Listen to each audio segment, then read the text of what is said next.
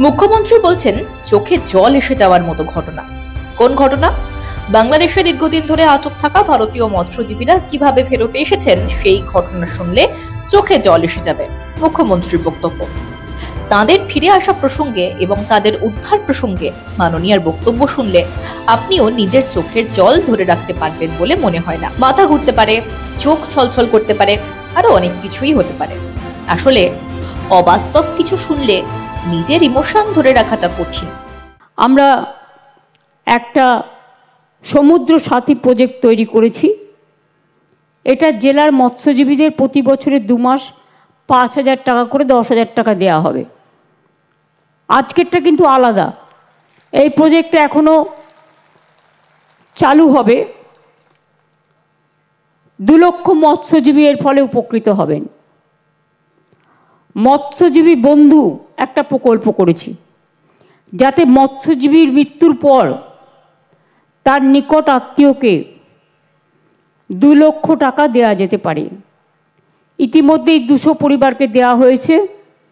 আপনারা তো চোখের সামনে দেখলেন, আজকেও এখান থেকে একজনকে দেওয়া হলো। বিশেষ করে 1,000 টাকা করে যারা 60 বছরের বেশি, সেই মৎস্যজীবীদের 1,000 টাকা করে পেনশন দেওয়া হচ্ছে। আমার মনে হয় এখানেও কয়েকজন বয়স্ক ছিল এবং যারা হাঁটতে পারছে না কারণ মারধর খেয়েছে, সুতরাং তাদের এর মধ্যে ইনক্লুড করতে। বাংলাদেশে ভারতীয় মৎস্যজীবীদের বেদম্মার এই প্রসঙ্গে মুখ খুলেছেন রাজ্যের মুখ্যমন্ত্রী মমতা বন্দ্যোপাধ্যায়। তার জন্য সাধুবাদ। কিন্তু এতদিন ধরে বাংলাদেশে হিন্দু নির্যাতন হচ্ছে, সংখ্যালঘু নির্যাতন হচ্ছে। এমনকি এই কিছুদিন আগে ভারত থেকে এক যুবক বাংলাদেশে গিয়ে বেধড়ক আক্রমণের শিকার হয়ে ফেরত আসে। প্রথম শ্রেণীর বিভিন্ন সংবাদ মাধ্যমে আপনারা সকলেই দেখেছেন তাকে, শুনেছেন কেবলমাত্র হিন্দু বলে তাকে কিভাবে আক্রান্ত হতে হয়েছে। তখন কিন্তু মাননীয় মুখ্যমন্ত্রী একটি বাক্য ব্যয়ও করেননি। আসলে অনেকে বলেন ভোট ব্যাংক বুঝে কথা বলেন তিনি। যেদিকে যতটুকু মুখ খুললে ভোট ব্যাংক সুনিশ্চিত করা যাবে, সেদিকে ততটুকুই মুখ খোলেন মাননীয়া। ভোট বড় দায়, আর তাই ভোট ব্যাংকের রাজনীতিটা উনি করেই যান। তবে চোখে জল এনেই ক্ষান্ত হননি মাননীয়া। মৎস্যজীবীদের উদ্ধার করার এই বিষয়টার প্রায় পুরো কৃতিত্বটাই নিজের কাঁধে নিয়ে নিয়েছেন। মৎস্যজীবীদের লোনের সুবিধের জন্য ক্রেডিট কার্ড করে দেওয়া হয়েছে।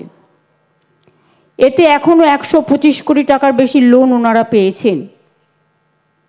আমাদের এখানে জল ভরো জল ধরো প্রকল্পের জন্য যেমন জলও আমরা আটকাতে পারছি, সেচের কাজও উন্নত হয়েছে, তেমনি মনে রাখবেন এই জল ভরো জল ধরো পুকুরগুলোতে 5 লক্ষের ওপর পুকুর কাটা হয়ে গেছে।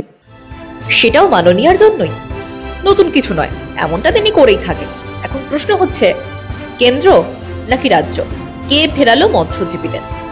মুখ্যমন্ত্রী বলছেন অনেক কষ্টে তিনি ফিরিয়ে এনেছেন, কিন্তু সাধারণত এই কাজ বিদেশ মন্ত্রকের। তার মানে কি মাননীয়া এটাই বলছেন যে বিদেশ মন্ত্রকের কাজ তিনি করেছেন? যদি তাই হয় তাহলে প্রশ্ন, সেটা কি করা যায়? উত্তর, না। বিদেশ মন্ত্রকের অনুমতি ছাড়া তাদের কাজ অন্য কেউ করতে পারেন না, মুখ্যমন্ত্রীও না। সেখানে মুখ্যমন্ত্রী ঠিক কোন কষ্টের কথা বলছেন, কতটা কষ্টের কথা বলছেন? আচ্ছা ছাড়ুন, মাননীয়া বলছেন 2 দেশের মধ্যে একটা আদান প্রদান হয়। আমরা বাংলাদেশের যারা ছিল তাদের হ্যান্ডওভার করে দিই এবং ওরা ইন্ডিয়ার যারা ছিল পশ্চিমবাংলা থেকে তাদের হ্যান্ডওভার করে দেন। এই হচ্ছে মোটামুটি মৎস্যজীবীদের যে ভোগান্তি চলেছে, যে সাফার করেছে ওরা, তার জন্য। মৎস্যজীবীরা মাঝ সমুদ্র থাকলেও তাদের ট্র্যাক করা যায়। ঠিক কতটা আধুনিক প্রযুক্তি সম্পন্ন এই কার্ড? মানে চিপ লাগানো আছে কি? স্যাটেলাইট সিগন্যাল দেয়? না হলে ট্র্যাক করা যাবেই বা কি করে? অবশ্য মাননীয়া কিন্তু নিজে মুখে স্বীকার করেছেন যে এটা বলা উচিত নয়। তাও বলছি, মৎস্যজীবীরা যাতে না ফেরা পর্যন্ত অন্তত জেলে থাকতে পারে, আইনের সাহায্যে সেই ব্যবস্থাও আমরাই করেছিলাম। আর যদি আসে ইউনূস সরকারের বর্বরতার প্রসঙ্গ, তাহলে অনেক কথাই বলতে হয়। ঝড় ঝঞ্ঝা তুফান সামলাতে না পেরে অনেক সময়ই অনেক মৎস্যজীবী দিশা হারিয়ে সীমান্ত পেরিয়ে যান। আর তাদের ওপর নির্মম নির্যাতন, বেদম মার, এই বর্বরতা, সমস্ত কিছুর হিসেব তোলা থাকছে। এখানে আরো একটা বিষয়, মাননীয়া বলছেন বাংলাদেশ থেকেও বেশ কিছু মৎস্যজীবী ভারতীয় ভূখণ্ডে এসে পড়ে, তাদের নাকি তিনি যথাযথ চিকিৎসা দিয়েছেন, সুস্থ করেছেন, যত্ন করেছেন। কিন্তু কে করেছেন বলুন তো? বাংলাদেশের আটক হওয়া মৎস্যজীবীরা তো উড়িষ্যায় ছিলেন, তাহলে উড়িষ্যা গিয়ে তিনি তাদের সাহায্য এবং শুশ্রূষা করে এসেছেন কি? যাই হোক, মাননীয়ার ভাষণ শোনার পর হিংটিং ছট কিছু প্রশ্ন মাথার মধ্যে ঘুরপাক খাবেই। সেই প্রশ্নই আপনাদের সামনে তুলে ধরা। এখন এসব শুনে আপনাদের কি মতামত সেটা বরং মাধ্যমের কমেন্ট বক্সে জানাতে পারেন। ব্যুরো রিপোর্ট, মাধ্যম।